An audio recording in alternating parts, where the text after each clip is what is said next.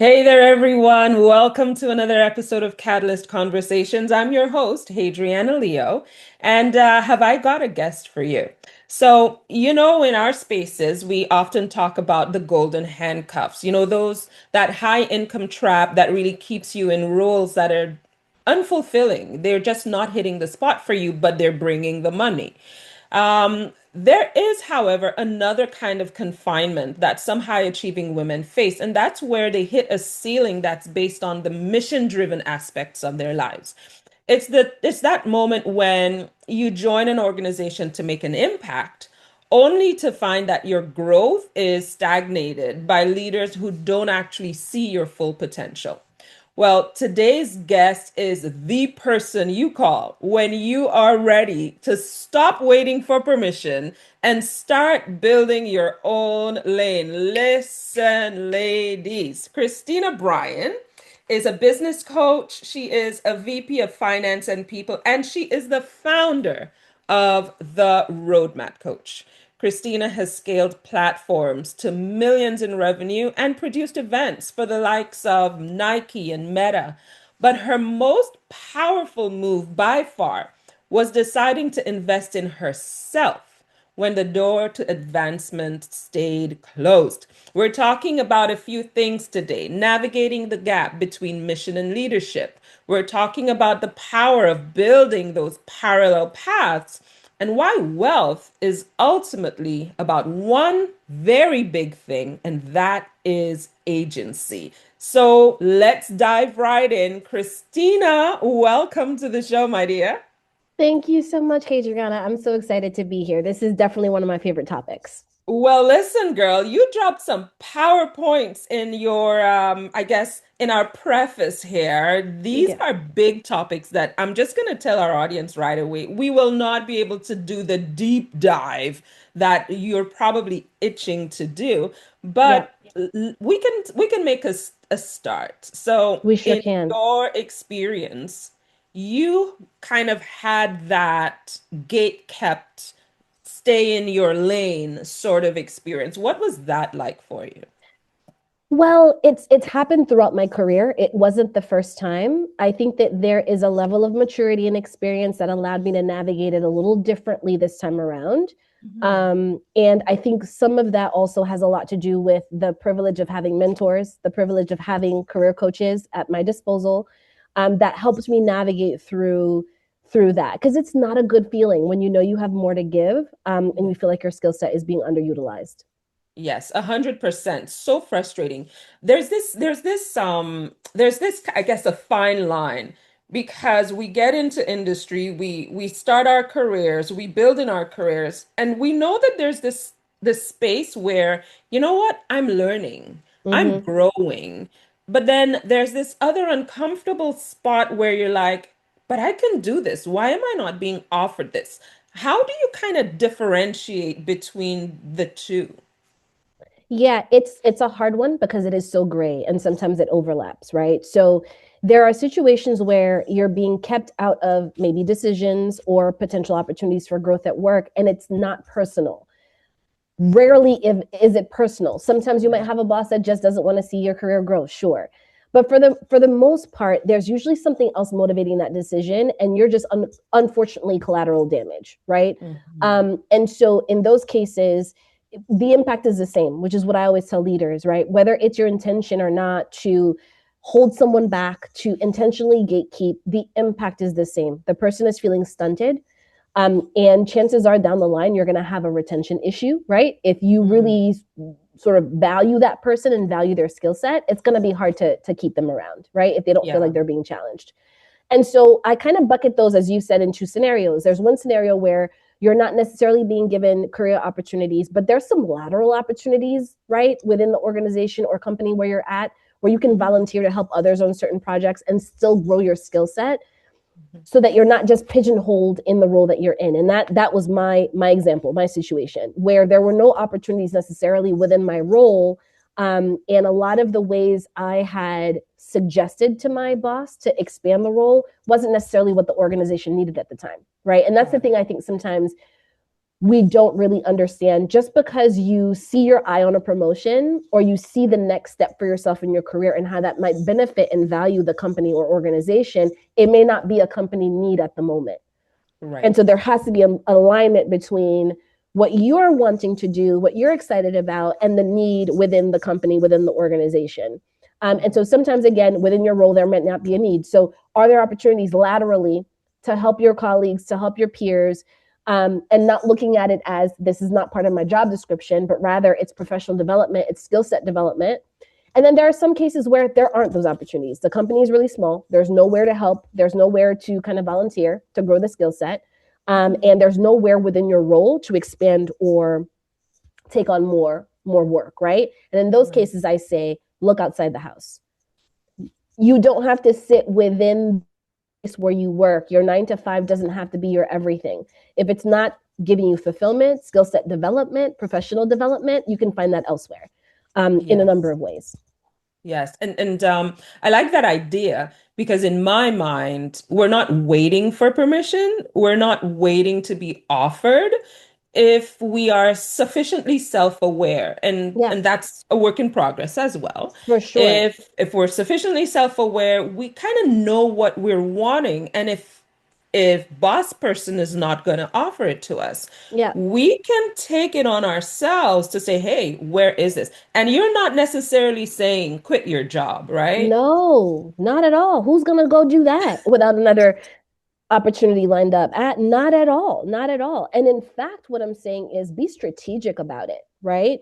You should not be waiting for permission. You should be strategic. So when you're going to someone within your workplace, whether it be your supervisor, your boss, or someone else in another department that you're really excited and potentially want to work with, you have to ask yourself, what's in it for them? Yes. Because your career Mm, development is not enough to push other people, right? Like that right. to have someone else invest in you, to have someone else create opportunities or think of you when something comes up, right? It's really about what's in it for them. What problems are you solving for them? And if you're able Mhm. to position it that way, you will 100% make yourself an invaluable member of your team or company. Yeah, listen, it has to be mutually beneficial. Absolutely. Like you don't think you're some sort of charity case, so you gotta have something that's gonna make it incentivize the That's other right. person to come on board with you on this journey. Um, Mhm. so let's talk a little bit about, how you can maneuver some of these roadblocks, because in your mind, Yeah, one of the mottos that you shared is actually from RBG herself, Ruth that's Bader right. Ginsburg. And you say, she's quoted as saying, things you regard as an impediment turn out to be great, good fortune. I And I'm love that like, quote. you never really think about it at the time. No, you don't. And that is why these conversations are so important, Hadriana. That's why you are such an important part of this movement in having these conversations. Because what happens is the education framework strategy that you need to navigate these difficult situations comes before and after, not during. Mhm. That's Yeah. that's the crazy part, right?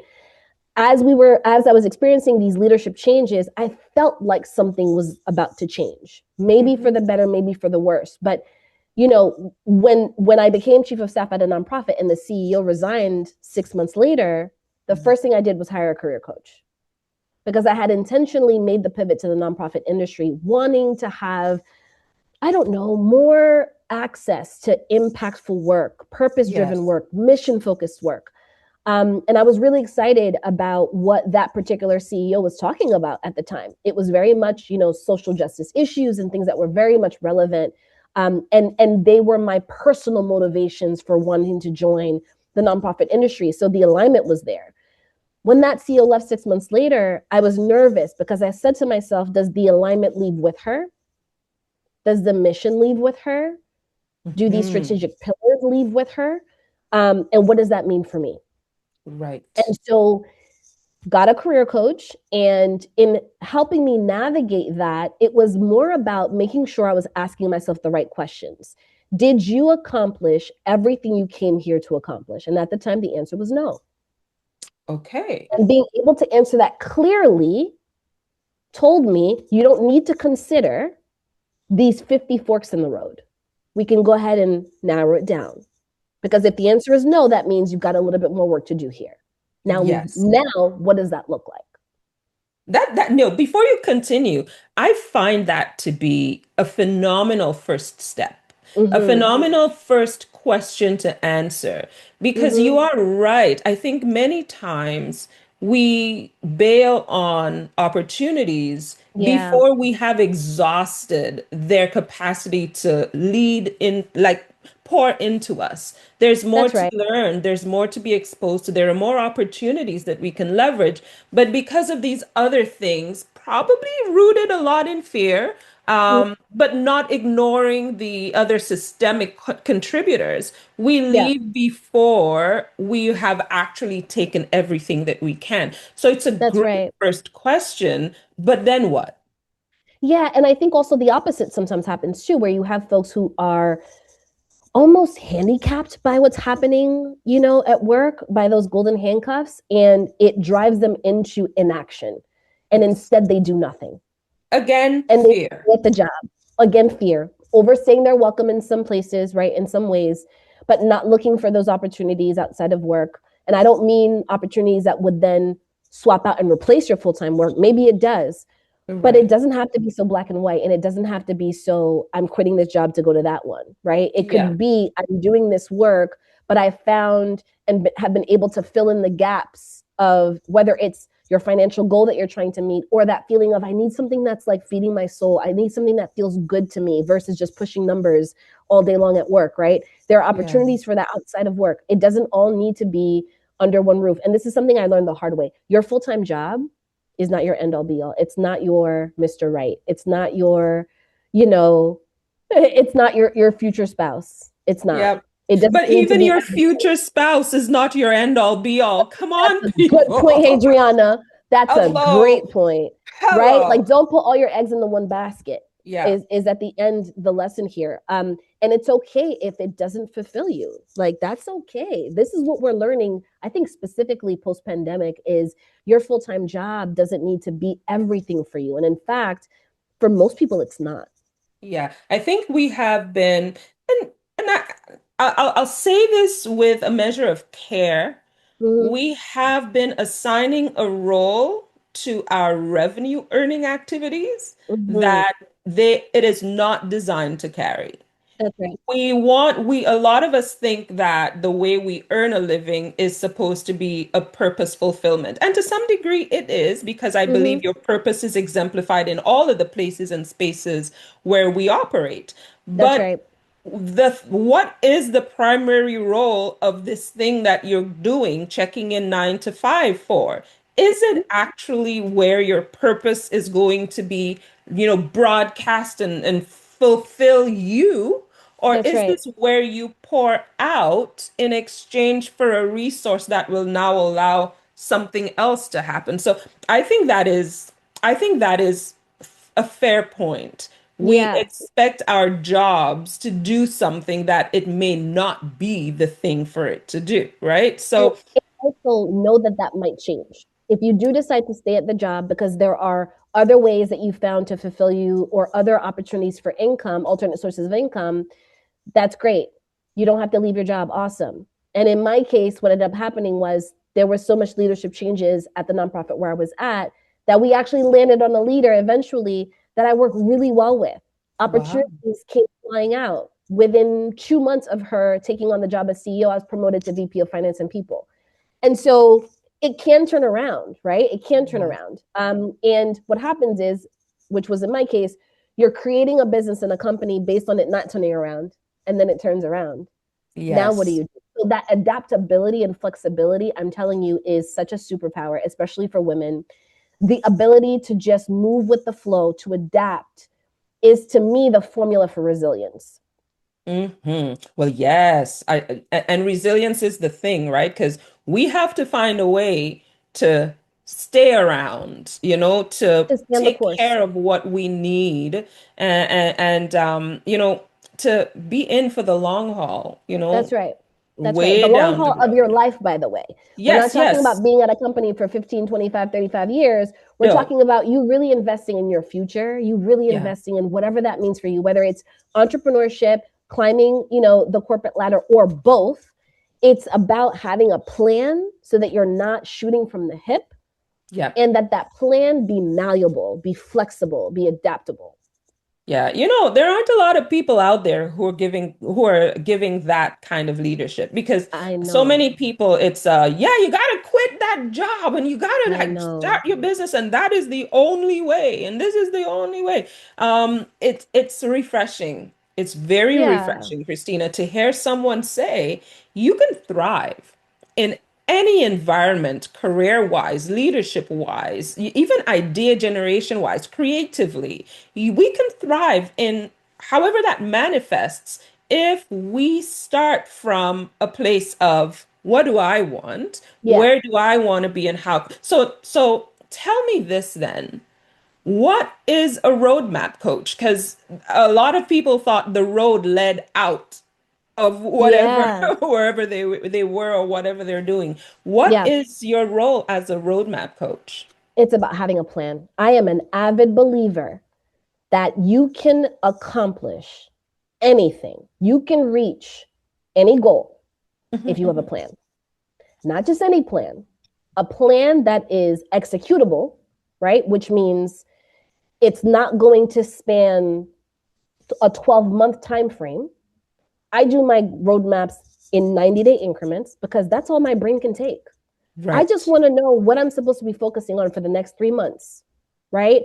Mhm. And the plan includes risk mitigation because in those 3 months, life is going to be lifing. Girl. Right? And so I want to name ahead of time what I think the roadblocks may be that are going to prevent me from reaching that goal. Let's say it's Right, going to take me 18 months to reach a particular goal. Let's say it's a financial goal, right? There's a number I right, want to reach, and I think it's going to take me 18 months. I'm going to do a roadmap for the first 3 months that's going to set me on the road to reaching that goal 18 months from now. I'm not right, going to create a roadmap for 18 months. right, So that's the right. number one, I think, differentiator in how I create roadmaps is they're 90-day roadmaps Mhm. and they include a risk mitigation plan, which is here are all the ways we're going to get distracted. Here are all the things that may happen that's going to pull us away from this plan. This is what it looks like when it shows up because Hmm. sometimes it's clothed differently. Listen. Right? I created my roadmap beginning of the year last year and then I got promoted. That's not Yeah. necessarily a bad thing, but I do have to account for that now in my roadmap. Right, Right? right, And so, and then having a plan for it. Well, then if this shows up, what do you do? What are the resources you have access to? What are the people you have access to? What are the solutions you have access to in order to deal with this if and when it shows up? right. And it will show up. It In will. in my coaching, I call it the get out of fail plan because we need to I anticipate. In love fact, that. I really wish we would make better friends with failure. Yeah, Yeah, I think we'll get so much faster to where we're going if we stop just, avoiding all potential of failure. We can that's right. mitigate, we can plan, but if we anticipate, okay, this is what it's going to look like. Hmm. And when we see it coming, we can take some defensive moves That's to, right. right the ship or make adjustments where you need to make them. So That's right. I appreciate that. I appreciate that as things move, as circumstances change, you get to change along with it. And we're not That's right. held. In fact, to be honest, I think a lot of what I see that we typically call analysis paralysis is probably inflexibility and Yeah, a this is dislike right. or a discomfort with uncertainty. How are Yes. you seeing That it fear of playing out? failure. Yeah, Yes. that's exactly right. I have an intimate relationship with failure, I say.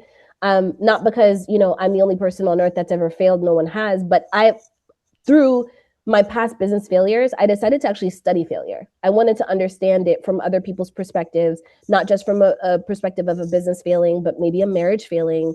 Mhm. What does that look like? What happens when you have your expectations set on something and it doesn't work out that way?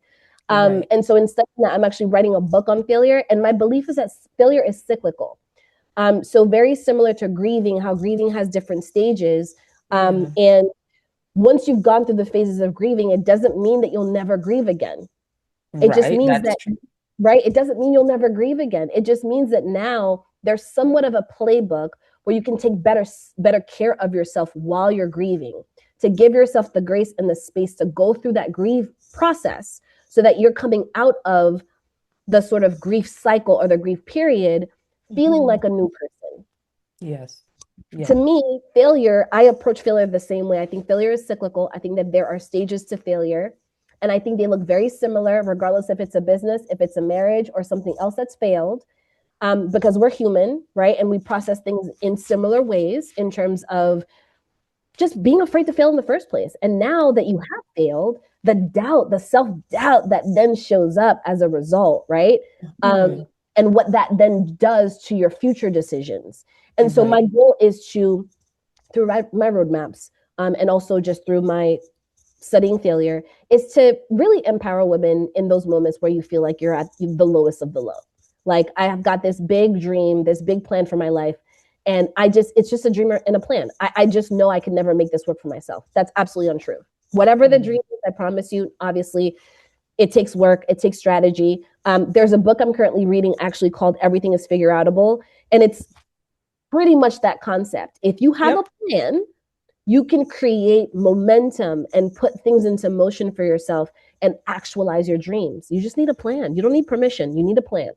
Yeah, and that's big because a lot of us are trying to get things to be bulletproof before we start, Yeah. but it's actually in starting that you can maneuver through whatever obstacles come your way. You are helping us create the plan, but what are like the building blocks of the plan that actually turn us or move us to action? Yeah. So the first and foremost thing is we got to know what the plan is for, because there are going to be Hello, days when you wake up, you're like, I don't feel like working today. for real. Okay. Because willpower is finite. Willpower is not going to get you through all of Q1. Like, but what is going to get you through Q1 is that you have that goal set for the end of the year. Yeah, You are much closer to get to that goal today than you were 30 days ago, or right. that you were 60 days ago. Hmm. And that's the momentum and the motive that gets me up on days where I'm like, I don't feel like working today. Right? Right. Is that I know I have a plan, and literally there's a sign at my desk that says F your feelings, stick to the plan. Let's go. Yes, I get it. You don't want to today. Okay, just work slower. Yeah. Yes, Yeah. I get it. You don't feel like Uh, today. I have a minimum, like these are the minimum activities that you Yes, just hit this, yes, hit this, hit this. yes. If nothing else happens today, you have done the thing that'll actually move you forward. And it took me a while to get there because I was so busy trying to do all the things. And I'm like, Yeah, no, my yeah. business needs, I need outreach, I need to learn something, and I need to polish. That's it. That's it. If I can reach out minimum, if I can Mm-hmm. learn something to help me become a better coach, and if I can help make something that I offer, a program or a speaking engagement or something better, if That's I right. can hit those every day, mission Then you're accomplished. golden. Mission accomplished. And Yeah. I bake those days into my schedule because Yep. I don't want to have to feel bad when I don't want to work. Like I've already Yeah. told myself that that's a normal thing. And so Hmm. on the day where I actually wake up and I don't want to work, I want to meet myself there with grace. And so Yes. I Oh, I love schedule that. those days into a 5-day work week. One of those days is going to be what I call an MVP day, minimal viable productivity. Hello. You actually put it in there like I this put is it, it. it's calendared. I know which day of the week it's going to be. And what that helps me do, I look forward to that day because I know I can relax a little bit, not have as many meetings, Yeah. not be so on, right? But it allows me then the night before that day to look at what's on my calendar to say, if tomorrow's my MVP day, what must I get out the door? And only Yes. focus on that. And that all of a sudden you have freedom. You have Yeah. you have rest. You know what? I think a lot of times we attach our busyness. And for those Hmm. listening, not looking, I just did air quotes for Yeah, busyness. busy. Hmm. Yeah, we attach our busyness to our identity and self-worth. And Yes. I Yes. find that when we give ourselves permission, when we actually create systems that say, today's the day when you can coast, or Hmm. today's the day when you can rest, or today's Hmm. the day when you can just, shut it all down, all of a sudden, it's not a horrible thing and we don't get to call ourselves names. It's It's planned out. actually the thing you prepared for and planned in. It's part of the plan. It has to be. Rest has to be part of the plan. So, what's part of my roadmap? A risk mitigation plan and rest. Yes. A risk Yes. mitigation plan and rest. That's what's part of my roadmap. Because at the end of the day, I just don't know how you get through a 90-day period. Because, like, are you not going to get sick? Hello. Like, God forbid, but you might, right? You might. I called out Friday, canceled all my meetings because I had no voice. Had Hmm. no voice, went to sleep with a sore throat, woke up, no voice. Could I muscle through, maybe cancel the meetings, but do the actual work itself? Sure. But I decided not to. My body says I'm sick. You rest. I had a minimal viable productivity day the day before, but that's okay. I'm Hmm. about to have two. Today's a sick day. Yeah. Canceled all my meetings, pushed my deadlines and say, I'm so sorry. I woke up sick today. I will not be able to get this back to you today. Postpone it until the following week. Turned off my computer, fell asleep for the next 4 hours. Right. Right. Girl, your body needed it. Needed And it. thankfully, you had enough agency to say, I'm taking it. Yeah. Right? Yeah. And it wasn't comfortable. So I'm not saying this from a place of I've mastered it. I figured it out. I know how to. No, I am a recovering people pleaser. I still struggle with no, I am enough. I don't need to do this extra work. I don't need to do it this way. I don't have to go the extra mile just to get someone to like me. I don't have to do that. Right. I Yeah. still battle with those truths of like trying to interrogate those beliefs that are sitting underneath my decision making. So I'm saying this from a place of I get it, I'm in it too. Yeah, yeah, 100%. How does that inform how you're raising your daughter? How are you? Because I mean, we are not, we have a lot more freedoms than our parents did, for Yes. one. And Yes. as we're learning, we're really, I know for me, I'm really taking all the things I learn about myself, my body, the world around us, really pouring that into my daughters because I want them to not have to face those specific hurdles. They've got other Yeah. hurdles they're going to face. So Yeah. how does not just your work as a roadmap coach, but your understanding of yourself and how you've been experiencing, those paths along the way. How is that impacting how you parent? For sure. I would say my daughter was honestly the catalyst to that, right? Because before her, of course, I went to therapy, tried to be self aware, and I journaled and all those things. But there's a way in which you think you're going to parent. There are the lessons you think you're going to teach and the words you Yes, think you're ma'am. going to say. And then your child comes into the world and they are super tiny and defenseless. And Mhm. this different parent shows up that you Yes. thought, from what you thought was going to show up. And then they get a little bit older and they start mimicking you and they start copying you. And then you realize this little thing is watching me. This thing is Yes. watching my every move. And so, one of the things for me that was a huge eye opener is I actually have to model the behavior that I want to see in my daughter. It can't be words. So, when I say don't be hard on yourself, I cannot sit next to her and tell her how badly I feel about missing a deadline, even though I was sick. Right, So, when I right. tell her to take care of herself and to draw boundaries, she has to see me enforcing those boundaries. And that those might be boundaries with her. That's right. That's right. And as much as I want to hug and kiss that little one all day long, and I mean all day long, Yes. she'll know when she's not in the mood for a hug, when she's not in the mood for kisses. And I remember growing up as a kid, I mean, I'm Haitian, right? When you walk into a room full of adults, it doesn't matter that you don't know everybody. You have to go kiss everyone on the cheek. There's no such thing All as the body autonomy. aunties. All the Yes, aunties, ma'am. the ones you know, the ones you don't know, the really, really sweaty one underneath the wig, that's okay. You got to kiss her too. You have to kiss her too. And Yes. so that's how I grew up. And I didn't want that for her. I wanted body autonomy. So when she says no to me, I have to respect that. Yes. Yes. No, that's well. We've been dropping some really serious bombs here because I've got personal vibes in that last one that you shared.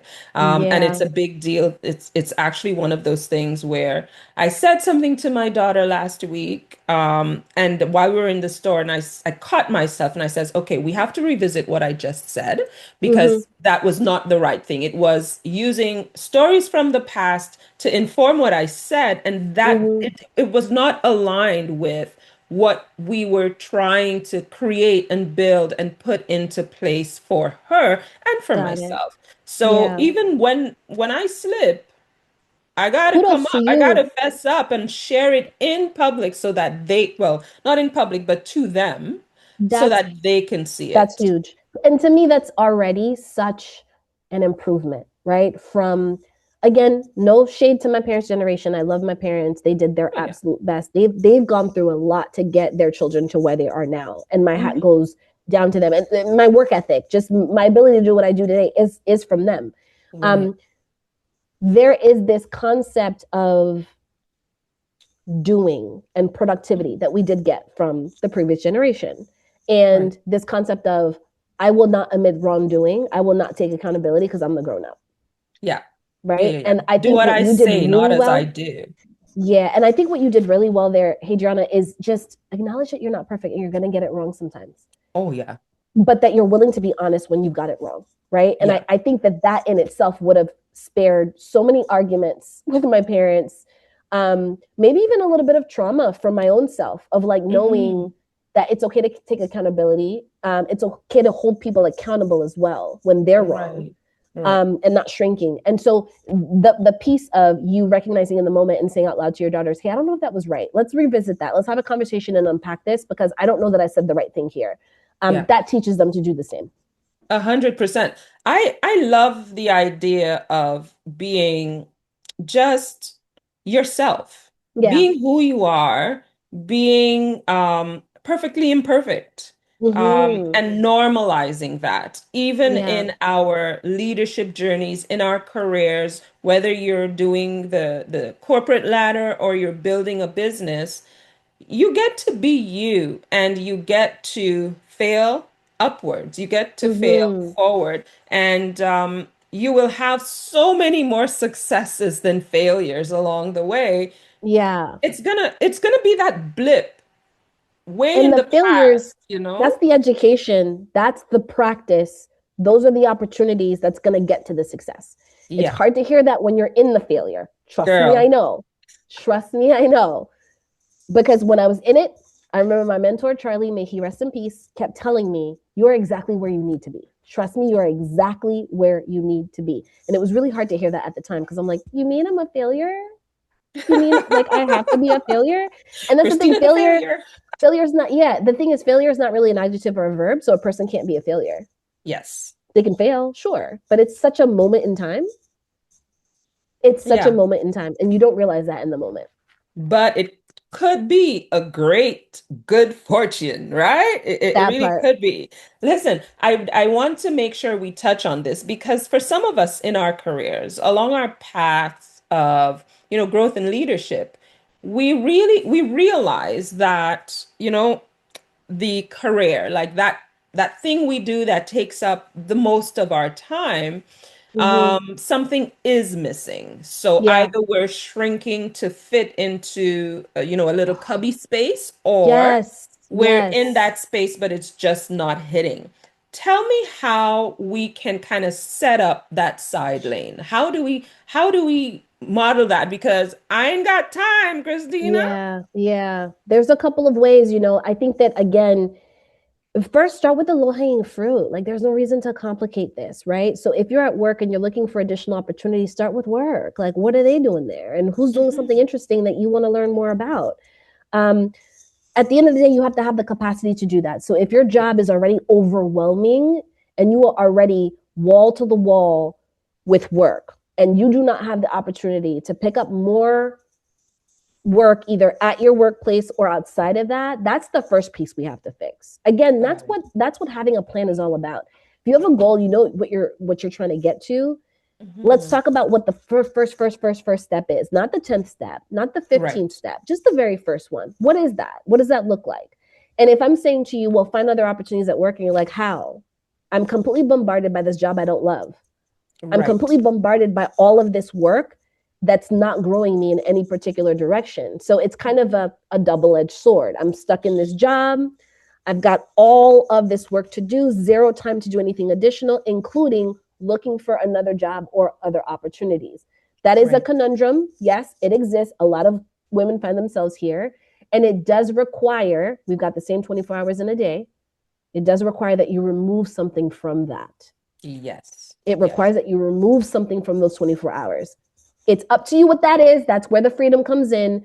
But Hmm. you cannot quit your job without having another, like I can't do that, so I'm not going to tell anyone else to do that. Like, you can't quit your Yeah. job without finding another opportunity, right? And so you have to Correct. find the time to look for those opportunities outside of work, and that means something else needs to come off, Hmm. right? Once you've done that, then you find the opportunities. If it's at work, again, finding projects and other people who are working on things that you genuinely find interesting or that would advance your skill set. Other option outside of work, take classes, LinkedIn Learning, have information calls. I have this thing called Mention Mondays, Monday Mentions. Yes. I pick 5 people that I haven't heard from in a while.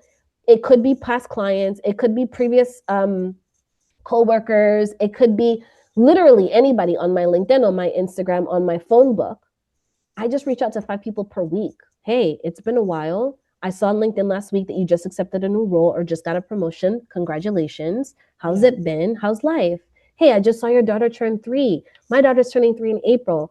How's that going? Are you planning a birthday party? You have to be genuinely curious about other people, right? And Genuinely. that's where the Yes. networking and opportunities come about. And that's when you start to talk to people about, well, here's what I was thinking. I'm really interested in growing this skill set in public speaking. There isn't any opportunity for me to do that at work. And I was wondering if maybe you had someone, or you personally had opportunities where I could potentially explore, we could collaborate. So Hmm. you're not reaching out to people when you need something. And this is, I cannot stress this enough, whether it's looking for a job, whether it's an introduction, a nanny, whatever it is you need, touch base with people, check in on people, right? Be Hmm. genuinely curious about what's happening in other people's lives. And I literally will pick 5 people, and it's not the same 5, obviously, and just check in, because you never know, right?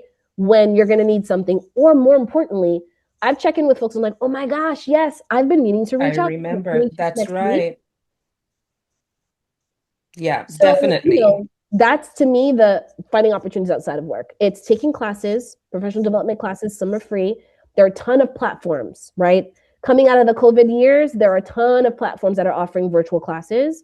Right. Go to events. Go to your local, business chamber of commerce, find out what events they're having. Most of them are open to the public. Go to Hmm. in-person events. Go introduce yourself. Go see who you might find. And of course, hire help when you need it. Get a coach. Like, I don't Please mean get a a business coach coach. per se, but get a coach. I have two. I have two coaches that I work with on Hmm. a regular basis, right? Right. And so for me, it's, I know where my strengths are, and places where I have a skills gap is where I ask someone for help, a professional for help. And sometimes I have to pay for that, right? Oh, Um, absolutely. yeah, yeah. Yeah. So And don't be those hesitant. are investments. I'm not even looking at them as expenses. Those are They're investments. investments. For me, it's my therapist. Yeah. I need that. One thing I learned, I used to be on boards, not for profit, and we dealt with a lot of gender-based violence. So Mm-hmm. our ED always said to us, you have to take care of yourself or else you will succumb to vicarious trauma. The Yes. same thing happens at work. Yes. Because no matter what kind of work you do, you are taking on other people's problems. We're problem solvers, we're That's right. fixers, we're That's right. solution generators. So we're exchanging one person's problem and we're delivering a result. But if Mm-hmm. we're not taking care of ourselves, if we're not helping ourselves do our jobs well, we are going to succumb to the pressure, the stress, just the It's time inevitable. stuck. It's Just, inevitable, oh folks. my I just, goodness. I hadn't heard from, literally a Monday mention, I hadn't heard from someone in a while, checked in with her, previous client of mine. checked in. She's like, yeah, sorry, haven't spoken to you all summer. I had a seizure from Ooh, burnout. From burnout. wow. Now that's the extreme, right? I've also known someone who's had a heart attack from burnout at the Mhm. gym, wasn't Yeah. feeling well, couldn't figure out what was going on, blurry vision, held her chest, called 911, come to find out she was having a heart attack. Oh Young, my. in her 30s, might I add. Okay? So burnout is real and Mhm. it has signs that show up before the heart attack, The before the big insomnia, event. before the Wow. anxiety, before all those things, there are signs that show up.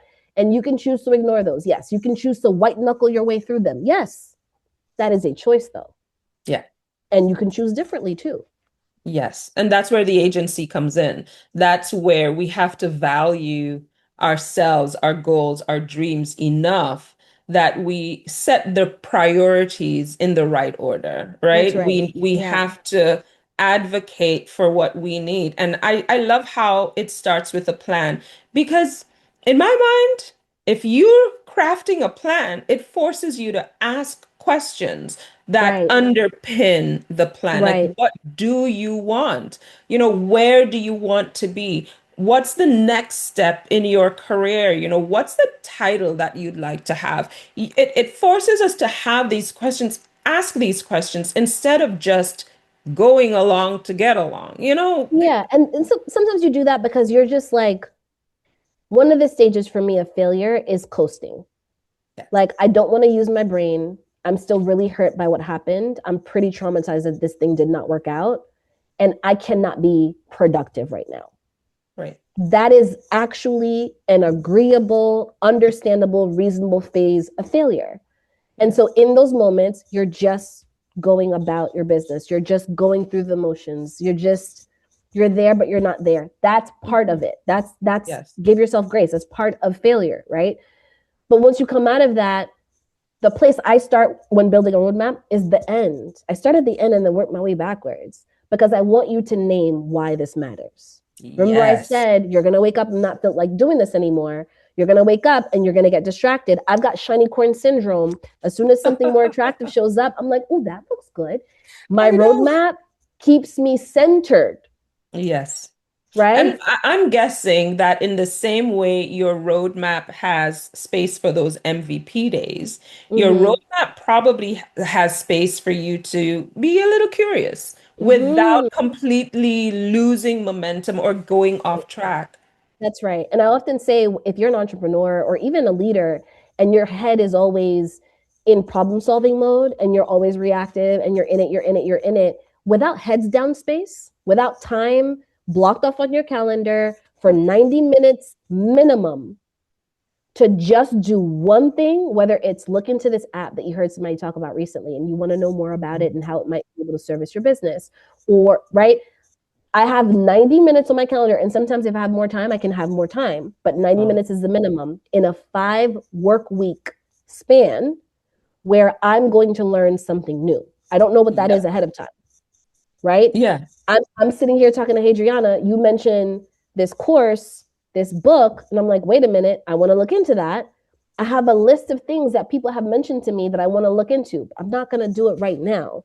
And Right. it doesn't mean I'm actually going to buy the thing Mhm. or pay for the thing, right? It may not be what I need in this moment, but it's my professional development time to go Yeah. in and the class to learn something new, to look into something that someone mentioned that I'm like, oh, I've never heard of that. I want to see what that looks like.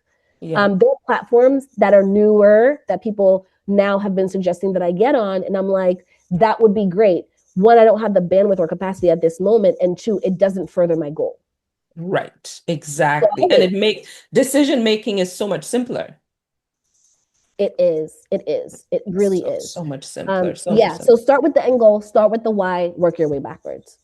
So then it sounds so simple. And I'm asking this as a coach myself Yeah. because I can appreciate that things look simple on the outside, Mm-hmm. but they can actually be kind of complex if we try to unravel it ourselves because we're in the complexity. You're in it. That's right. So, And what do that's why you I have a see? coach. Hello. What do you see as the benefit then of having someone actually journey with you Yeah. through not just creating the roadmaps, but having those touch points to deploy? How do you see it beneficial and beyond just, put that in Chat GPT and Mm, and it's done? yeah. Well, that's because your first question at the top of this conversation was, we know what a roadmap is. Sometimes we think it's a roadmap out. Tell me about your roadmaps. That's because I have a specific framework. Not all roadmaps are created the same, right? Yeah. And so while someone might think to themselves, okay, I'm going to create a 90-day plan for myself to find another job. Like Mhm. there are no other opportunities for me here. I can't go to my peers and get additional, opportunities for learning. I need to just get another job. So I'm going to Mhm. set a 90-day plan for myself to get another job. It doesn't mean you're going to have the job 90 days in 90 days, right? It doesn't guarantee Fair. that, but you have a Right. game plan. So the person says, all right, well, I listened to Christina's podcast episode at the Catalyst. And so I'm going to, she said risk mitigation, got it. She said 90 days, got it. I'm going to go ahead and put my plan together. Right. What they're missing is what I call in my framework the 4 R's: reality, road, Mhm. risk, and result. People usually get the road, sometimes the risk right. Mhm. Certainly, if you've listened to this podcast, you know that you have to have a risk mitigation plan with your roadmap. So you might Right. think to yourself, that's a good, okay, I'm going to put that in. Why does reality matter? Hmm. Hmm. Why does result matter? Right. Well, there are two reasons. One, reality matters because it tells you without judgment where you are right now. That means what your capacity is, what you have Mhm. access to, the people, the resources. Because what I'm not going to do is create a roadmap for Hadriana that looks like a carbon copy of the roadmap I created for Nadej. That doesn't make any sense, right? Because Right. even though, let's say you had identical businesses, you don't have the same capacity, you don't have No. the same resources, right? You don't have access to the same things. And Mhm. I've never created, when I say never, like this is the thing I think is the heaviest lift in my business. I've never created the same roadmap twice. Yep. I've Word. solved the same problem twice. Yes. I've never created the same roadmap twice, ever. Right. And so now what happens is your reality tells you where you are without judgment and what you have access to, because that's going to Mhm. play into how you execute your roadmap and how you manage your risks. Right. The result is so important because I want you to know what you're going to look and feel like 90 days from now. So Hmm. going back to the 18-month example, we know what the goal is, what the why is, what the North Star is 18 months from now. But I want to Hmm. give you a little piece of carrot to incentivize you to get you excited for the next 90 days for this little Right. chunk. Yeah. So the result piece tells you what's going to happen at the end of 90 days if and when you complete this entire roadmap in Right. detail. Because I want to paint a picture of what success looks like for you. And those aspects of my roadmap, I feel, are specific to me and my framework. Yes. Yes. So there is that proprietary aspect that I guess it creates the outcomes Yeah, in a way that the people who are working with you they are seeking. And that's a big yeah, deal because it's one thing to make a plan. If the plan is not aligned and if the outcome doesn't is you end up in a you end up in a place where like that's not what I was expecting. Like that is right. a big surprise. Waste of money, waste of time, Yeah, waste of yeah. energy. And it's just why go it alone And when it has to you be, can do it with someone that can help you actually get what you want. well, and more so, you need someone to call you on your stuff. You need someone to say, Girl. that's not reasonable. This thing you're trying to accomplish in 90 days is not reasonable. Yeah. Yeah. Right? Because sometimes we go the opposite end of the spectrum, we're overly ambitious. And it's like, but where are you going to find the time to do all that? Yeah. Yeah. And And where are the people who are going to help you execute what's this? it gonna cost you energy wise? Because I remember, I don't know, we celebrate this being busy. We celebrate Hustle this culture. a hustle culture very much, and I find it to be so distasteful. I Yeah. find it to be the thing that is least honorable of who we are and how we get to experience life. And I really wish more of us would find that balance that says, I can focus on this here, and Yeah. I'm willing to, give up this here, but Hmm. this here is non-negotiable. We That's right. need to have that understanding, or Yes. else it will all just fall apart. It sure will. And there's still a lot of messaging out there, by the way, that's encouraging hustle culture. That is Yes, saying that you will not achieve your goals if you don't work 7 days a week. You will not achieve your goals if you completely abandon school drop off and pickup every single day. And I just say that's a lie. a And why lie. am I telling you it's a lie? It's because I was very much a subscriber of hustle culture, very much Mhm. so. Very much so. I worked 7 days a week. I worked from morning to night. I had my own office space in Midtown. So this was pre COVID. I went to the office every single day. I was the first one in and the last one out, Oh my God. Monday through Friday. I would have appointments there. I would even have my hairstylist come and do my braids on the weekends while I was there working. The work never stopped. Eventually, I burnt out. I had insomnia, I had anxiety, I had clinical depression. It wasn't fun. I had it for 3 years, right? Because the amount of pressure and damage you've now done to your nervous system, you have to now undo. And the undoing takes a lot longer than the doing, Really, it a lot does. longer. And so it's important that folks recognize that if your tenet, if your value is self-love, then you can't possibly subscribe to hustle culture because it's the antidote to that. Yeah, You do not love completely. yourself if you are willing to work 7 days a week, morning, noon, and night. You don't love yourself. Yeah, And you don't yeah. have to do it that way. You do not. Whoever's telling you that, they need to keep you in a certain place, and that's why they're telling you that.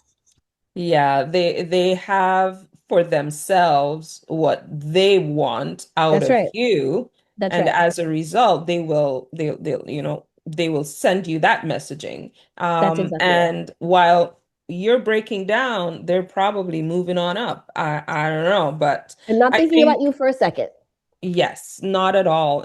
And the messaging usually is blanketed out there and with no consideration for who you are, like the human, the person that That's you right. are, right? So That's right. I That's right. I here's to letting go of hustle culture and still holding on tight to goal achievement and career advancement and goals Yeah. realized in ways that are just beautiful. Thank you That's so much. right. Yeah, That's right. And I just want to sort of leave you with this.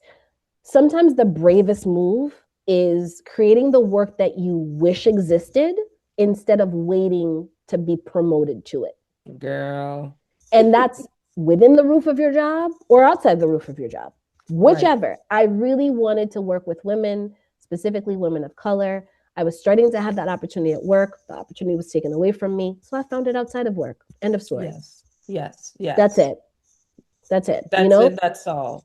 Yeah. And again, we talk about money, we talk about wealth. Um, People define wealth and financial freedom in different ways, right? Mhm. That's the beauty of being a human and being different, right? Is that we have different needs and different.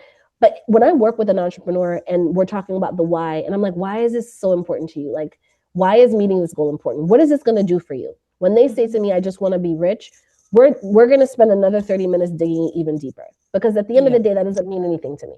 Somebody could Yes. describe me as rich now. Do I feel rich? Not really. Right. But at the end of the day, am I wealthy? I do think that I'm wealthy. And the reason is Yes. because I define wealth by the amount of access, agency, and choice I have. And that wealth is one that I built myself. No one built it for Hmm. me. Yeah. And no one can take it from you either. That's right. That's right. That's a good Yes, one. yes. Listen, what a fantastic way to round off this conversation.